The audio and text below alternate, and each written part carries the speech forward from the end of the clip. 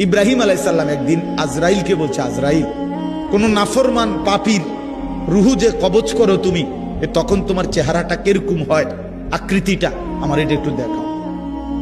হযরত ইব্রাহিম আলাইহিস সালামকে আজরাইল বলছে, আল্লাহর কসম হে নবী, আপনি সহ্য করতে পারতেন না, আপনি এটা দেখতে চাইেন না।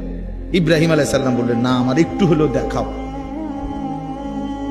তো আজরাইল এই বিভৎস আকৃতি, মানে নাফরমানের জান কবজ করার সময় উনার যে চেহারার আকৃতি হয়, এই চেহারাটা ধরে ইব্রাহিম আলাইহিস সালামকে দেখাইলেন।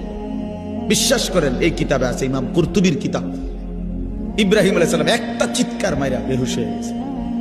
হুঁশ আসার পরে ইব্রাহিম আলাইহিস সালাম বললেন, আল্লাহর কসম, আয় আল্লাহ, মালিক আপনার কসম, কবরের আযাব, জাহান্নামের আযাব কোন নাফরমানের জন্য কিছুই লাগবে না, শুধু আজরাইলের এই ভয়ানক দৃশ্য জান কবজের সময় একবার দেখলেই তার সারা জিন্দেগীর নাফরমানির শাস্তির জন্য এটাই যথেষ্ট।